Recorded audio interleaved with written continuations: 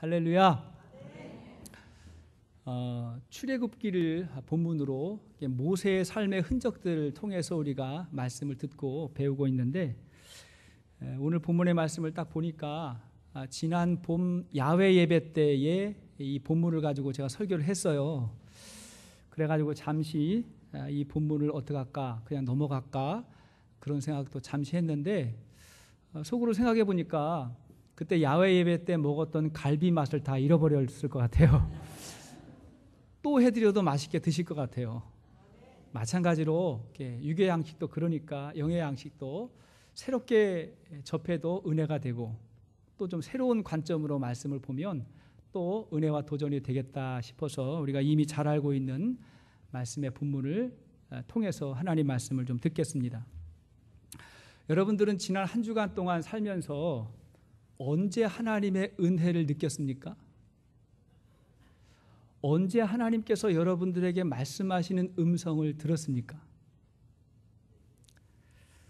맥스 루케이도 목사님은 텍사스에서 태어나서 자라면서 바다를 한 번도 본 적이 없이 어린 시절을 그렇게 보냈답니다. 그러다가 이분이 10살이 되었을 때에 삼촌이 살고 있는 이곳 캘리포니아의 산타모니카 해변을 처음으로 가게 된 거예요. 처음 바다를 바라보던 소년 맥스 목사님이 넋을 잃은 거예요. 그 큰 바다를 보면서 깜짝 놀랐어요. 가장 감동했던 것은 끊임없이 밀려오는 파도였답니다. 계속해서 파도가 오잖아요. 엄청난 물이 계속해서 해변으로 밀려오는 것을 보고 이해할 수 없다는 표정으로 물었답니다. 삼촌, 파도가 계속 밀려와요. 그때 삼촌이 대답합니다. 맥스, 너 그거 아니? 오늘 밤에 와도 파도가 계속 밀려온단다.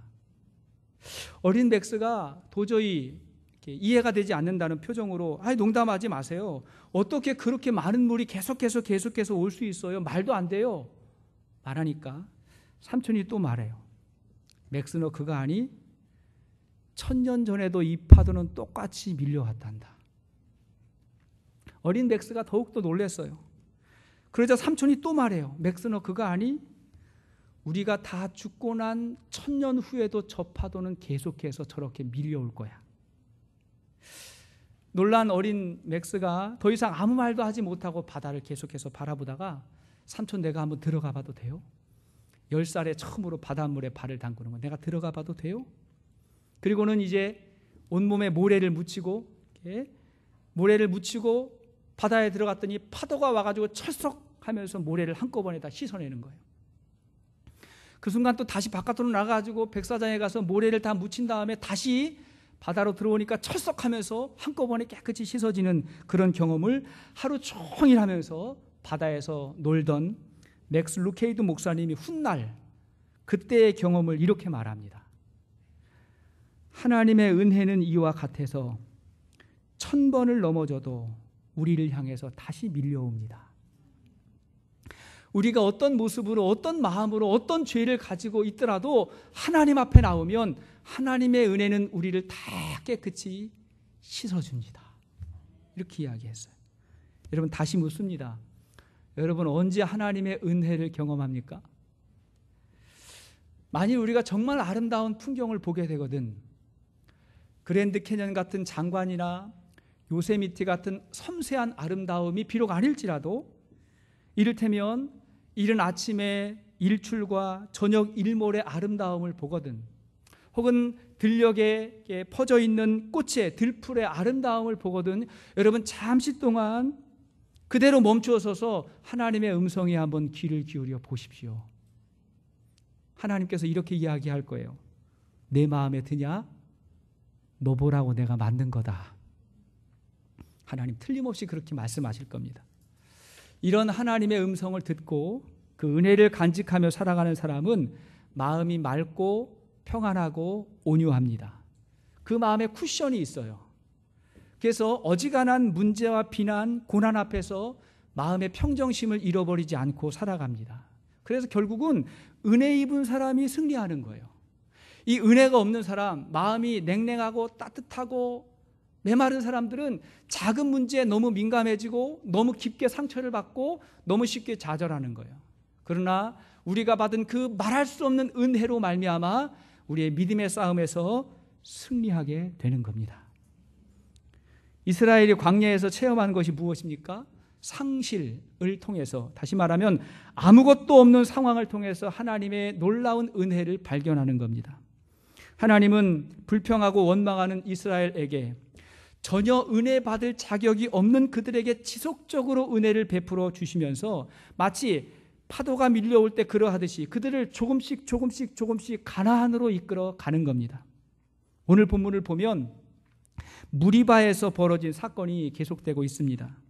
무리바에서 그들이 물이 없다고 원망할 때 하나님은 반석에서 물이 터져나오는 은혜를 경험하게 하십니다. 자격 없는 자들에게 베풀어 주시는 하나님의 은혜, 그러나 그 은혜를 베푸시기 위해서 하나님이 얼마나 많은 대가를 치르셨는가를 우리가 말씀을 통해서 무리바 사건을 통해서 보았어요. 자, 바로 그 후에 그 무리바에서 이스라엘의 첫 번째 전쟁을 경험하게 됩니다. 아말렉 족속이 이스라엘을 공격해 온 거예요. 여러분, 사실 전쟁은 굉장히 큰 위험이잖아요. 지금까지의 위기와는 전혀 다른, 또 다른 차원의 굉장히 큰 위기입니다. 근데 오늘 본문을 보니까요, 여기서 이스라엘이 원망했거나 불평했다는 말이 없어요. 그동안 계속해서 그들이 그랬는데 원망도 불평도 없어요. 저는 이것이요, 은혜 받은 자의 모습이라고 생각합니다. 그리고 이 싸움에서 승리하는 거예요. 여러분, 은혜 입은 자도 위기 만날 수 있어요. 우리도 세상에서 이런저런 위기, 전쟁을 겪습니다. 대부분은 사람과의 관계에서 겪습니다.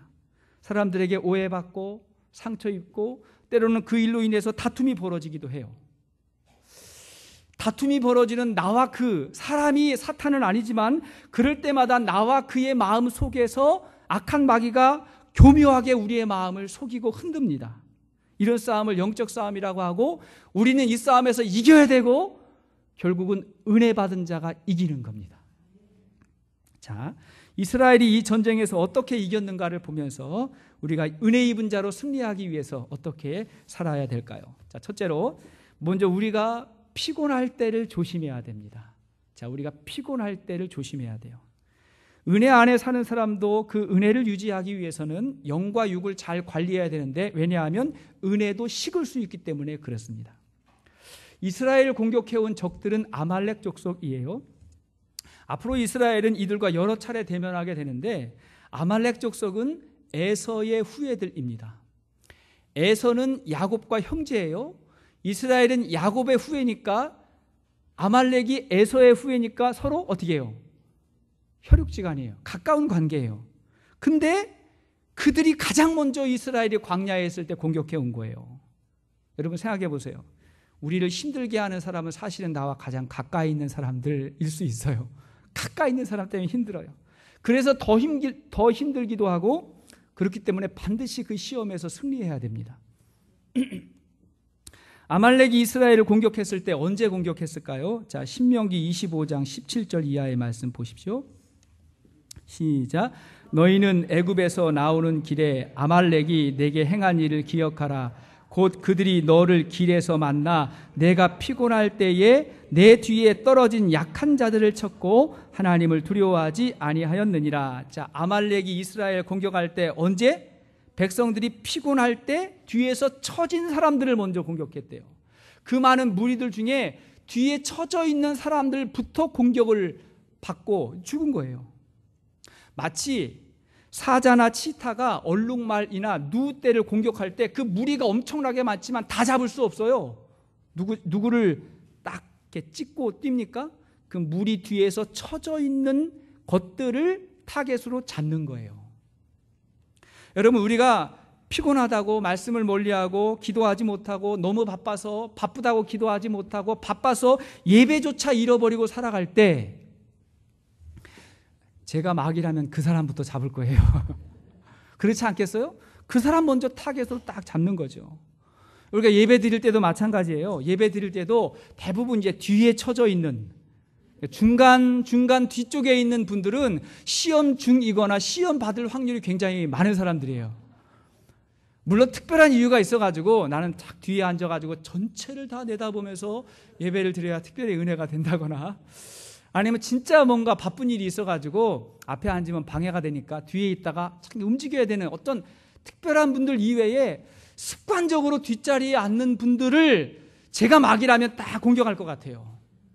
그리고 한 자리를, 한 발을 교회에, 한 발을 믿음에 대고 한 발을 세상에 걸쳐가지고 늘 왔다 갔다 하는 사람들 딱 찍어가지고 공격할 것 같아요.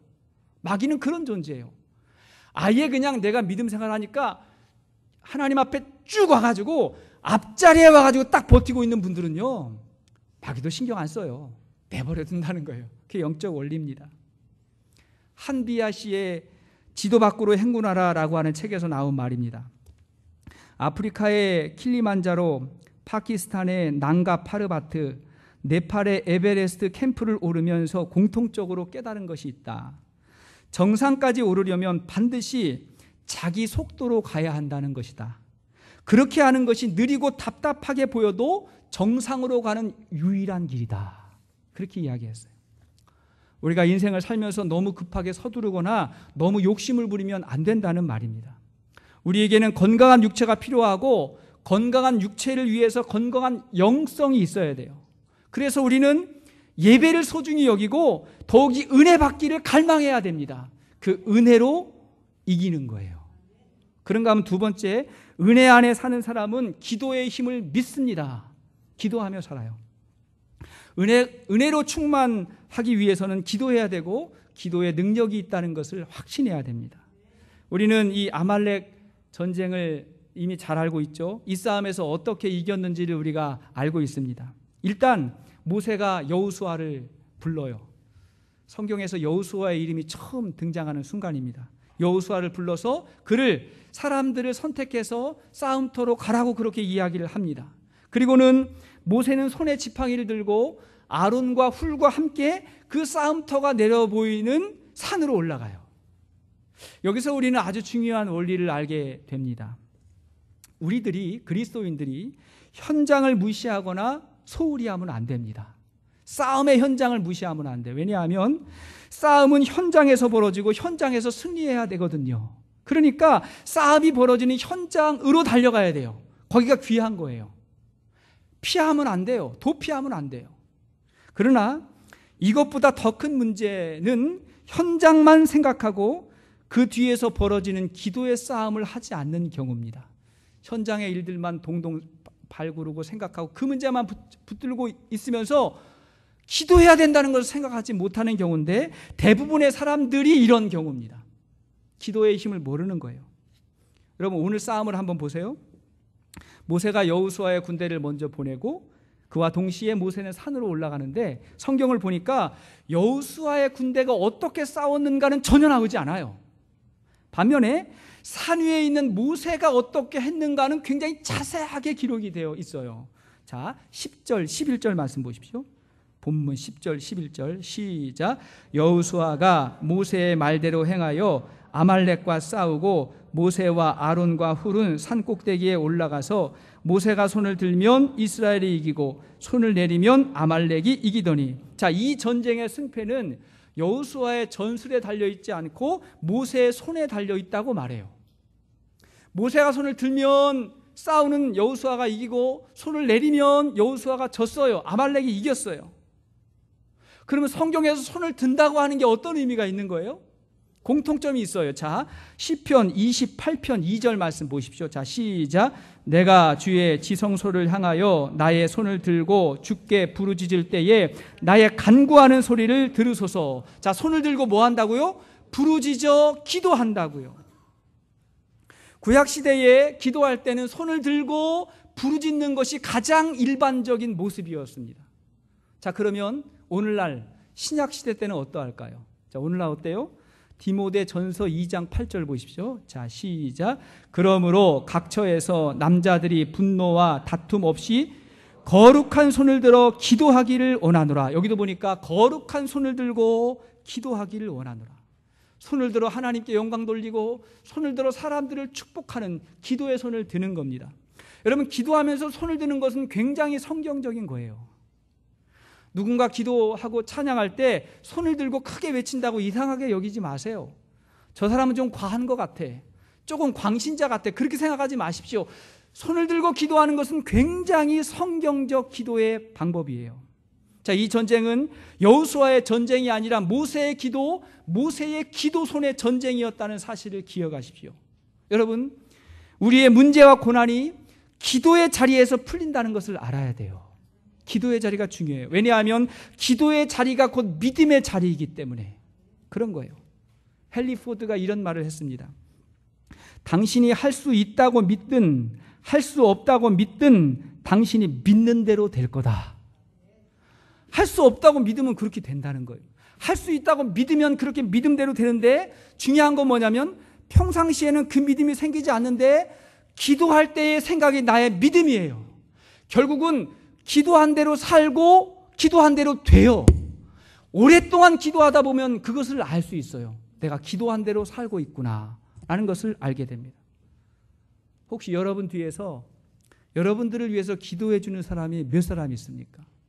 생각해 보세요. 날 위해서 내 뒤에서 기도해 주는 사람이 몇 분일까요? 그분들이 소중한 사람들입니다. 믿음이 없는 사람 뒤에는 끊임없이 누군가가 기도해 줌으로 인해서 그가 믿음을 갖게 돼요. 믿음 생활을 이미 하고 있는, 믿음의 길을 걷는 사람은 뒤에서 기도해 주는 사람을 통해서 그가 믿음의 승리를 얻게 되는 겁니다. 기도예요, 기도.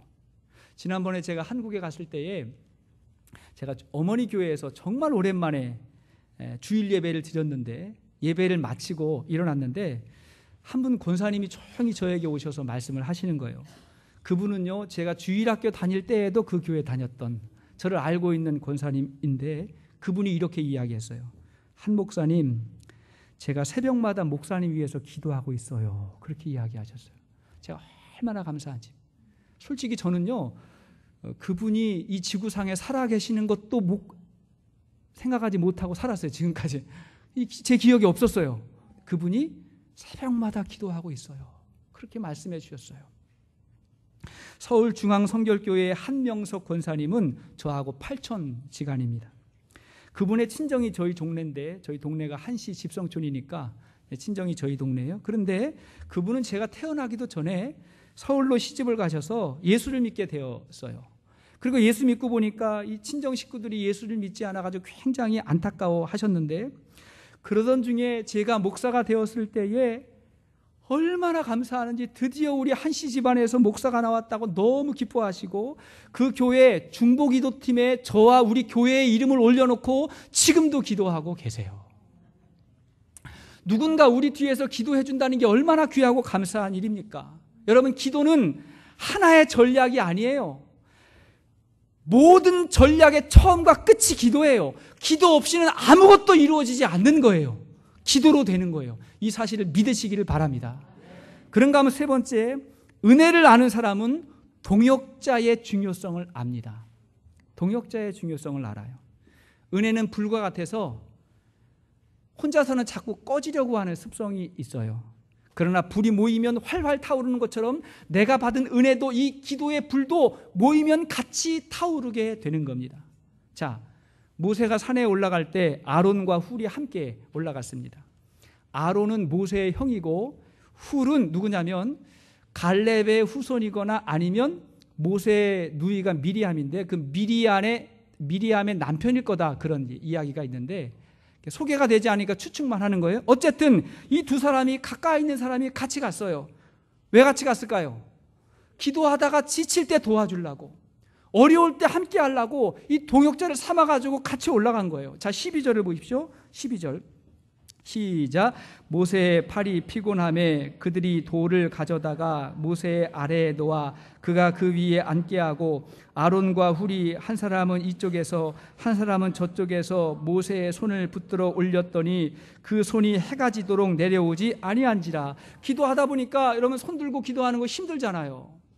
기도는요, 한 번 기도하고 만다고 끝이 아니고 여기 보니까 해가 지도록 손을 들었다는 거예요. 기도는 계속해서 하는 거예요. 그렇게 계속해서 기도할 때에 혼자 하다 보면 피곤해 지칠 때가 있는데 그때 같이 기도하자고 도와주는 사람, 그 손을 붙들어주는 사람, 때로는 마음까지 헤아려 주는 사람. 손을 들고 기도하다 보니까 손만 아픈 게 아니라 다리도 아프잖아요. 그러니까 그 밑에다가 돌을 갖다 받쳐주고 그 위에 앉게 하라고 하고 같이 붙들어주는 이 동역자와 함께 기도함으로 말미암아 이 전쟁에서 승리했던 겁니다. 동역의 힘이에요. 여러분, 혼자 기도하는 것보다 둘이 낫고 둘보다는 셋이 나아요. 그래서 예수님도 가장 중요한 순간에는 제자들 몇 사람을 데리고 같이 가서 기도하셨어요. 전도서 4장 9절 이하의 말씀 보십시오. 시작. 두 사람이 한 사람보다 나음은 그들이 수고함으로 좋은 상을 얻을 것임이라. 혹시 그들이 넘어지면 하나가 그 동물을 붙들어 일으키려니와 홀로 있어 넘어지고 붙들어 일으킬 자가 없는 자에게는 화가 있으리라. 한 사람이면 패하겠거니와 두 사람이면 맞설 수 있나니 세 겹줄은 쉽게 끊어지지 아니하느니라. 혼자가 아니라 셋이 아니라 목장이 함께 해야 되는 이유가 바로 여기에 있는 거예요. 혹시 어떤 분은 왜 나는 이런 사람이 없느냐고 불평하지 마십시오. 여러분이 먼저 그런 사람이 돼주면 되는 거예요. 그게 더 중요한 거예요. 혹시 나를 위해서 기도해 주는 사람이 없다면 내가 누군가를 위해서 먼저 기도해 주는 사람이 되십시오. 혹시 여러분들이 함께 할 수 있는 동역자가 없다면 여러분들이 다른 누군가와 함께 하는 동역자가 돼 주십시오. 내가 필요한 그 어떤 것을 먼저 다른 사람들에게 해주는 것이 그것이 성경의 원리예요. 그게 황금률이에요. 먼저 하는 거예요. 조지 크레이는 대학에서 심리학을 가르치는 교수였습니다. 근데 그의 학생 가운데 로이스라고 하는 학생이 있었는데 이 사람은 작은 시골 마을에서 자라다가 시카고라고 하는 대도시에 유학을 와서 낮에는 일을 하고 밤에는 야간 대학을 다니는 학생이었습니다. 어느 날 그가 교수님을 찾아와서 말하는 거예요. 교수님, 전 사무실 동료 몇 명 이외에 이곳에 아는 사람이 너무 없어서 너무 힘들고 외로워 요즘 우울증을 겪고 있습니다. 학교를 포기해야 될 것 같아요. 이렇게 말했어요. 그러자 이 크레인 교수가 거기서 칭찬 클럽이라고 하는 아이디어를 얻고 학생들에게 이렇게 이야기를 했어요. 여러분들이 집이나 직장 어디에서든 배운 심리학을 적용해야 됩니다. 자, 이번 달의 과제는 칭찬 클럽입니다. 한 달 동안 매일 하루에 3번씩 각기 다른 사람을 칭찬하십시오. 물론 그보다 많은 사람을 칭찬해도 얼마든지 괜찮습니다. 그런 후에 그 결과를 과제물로 제출해 주십시오.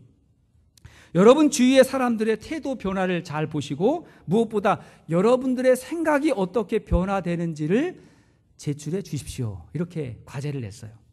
그러자 몇몇 학생들이 이의를 제기해요. 반론을 제기했는데 이렇게 말했어요. 선생님, 정말 싫어하는 사람을 칭찬하는 건 위선 아닙니까? 과제니까 어쩔 수 없이 해야 되는데 싫어하는 사람을 어떻게 칭찬하겠느냐? 그런 이야기예요. 교수님이 말했어요. 아닙니다. 아무리 싫어하는 사람도 최소한 한 가지의 장점은 분명히 있습니다. 그 부분을 칭찬하는 것은 위선이 아니라 정직한 겁니다. 그리고 여러분들이 가볍게 던진 그 한마디가 이제 모든 것을 포기하고 쓰러지려고 했던 그 어떤 사람을 살릴 수도 있습니다. 이렇게 말을 덧붙여줬어요. 결과가 어땠을까요? 그 칭찬을 받은 사람이 어떻게 됐는가 그게 중요한 게 아니라 칭찬을 했던 사람들에게 놀라운 변화가 일어났어요. 우울증 찾아왔던 로이스라는 여인은 아주 적극적이고 사교적인 사람이 돼서 시카고 생활을 너무 즐겁게 보내고 있었습니다. 어떤 여인은요, 이런 여인이 있었어요. 자기를 너무 힘들게 하는 직장 상사 때문에 하여튼 그 사람이 너무 싫고 힘들게 해가지고 그 사람 때문에 직장을 포기하려고 하다가 그를 칭찬하다가 그 사람하고 결혼했대요. 칭찬하는 거 조심하십시오.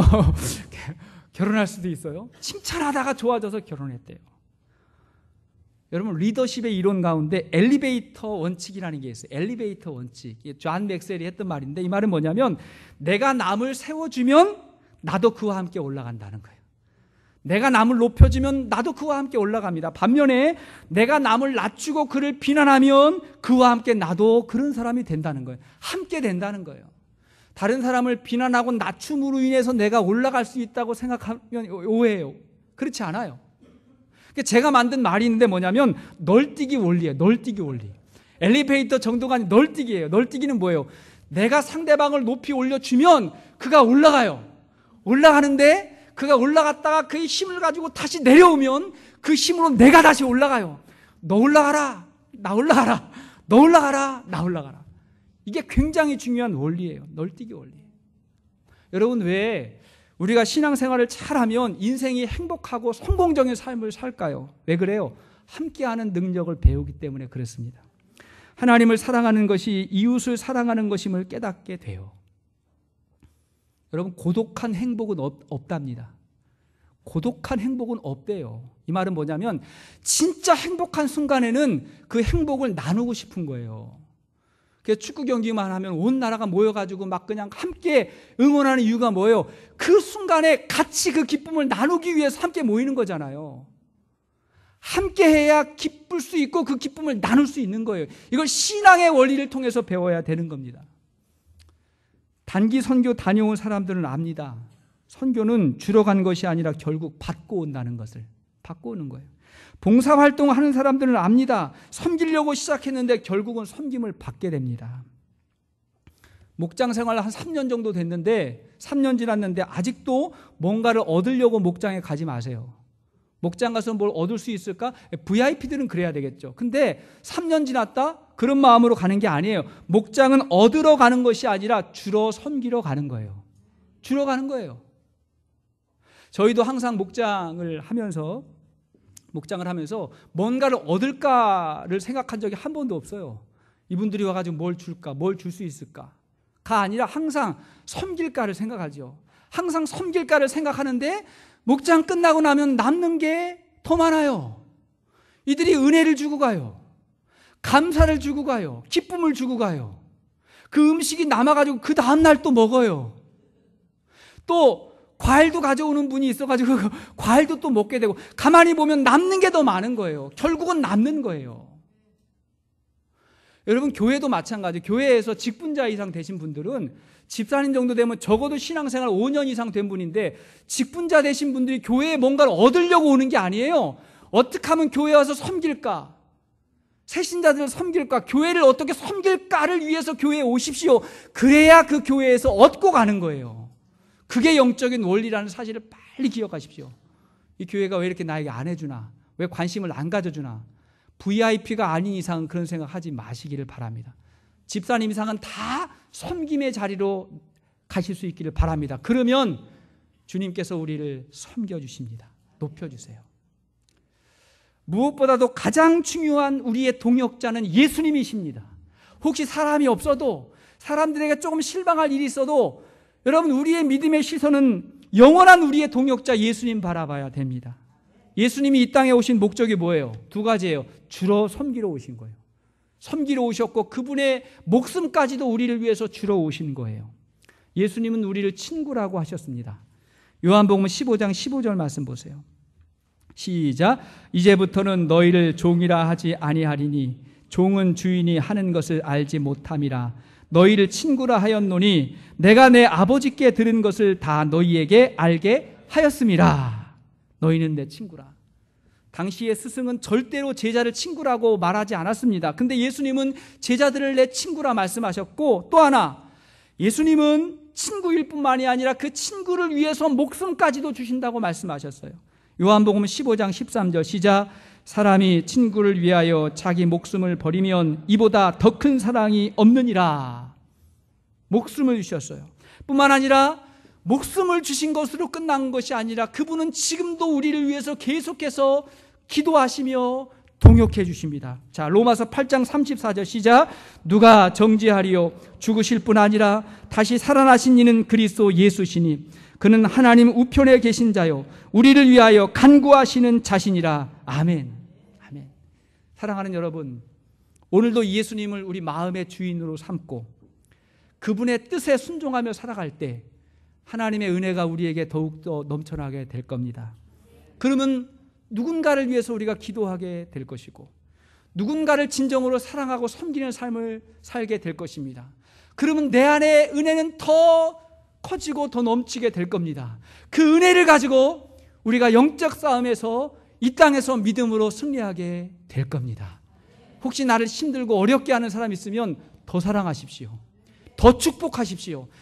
즉각적으로 나가서 더 많이 섬겨서, 그래서 반드시 믿음으로 승리할 수 있는 우리 모두가 될 수 있기를 주의 이름으로 축복합니다. 우리 찬양 한번 같이 하시겠습니다.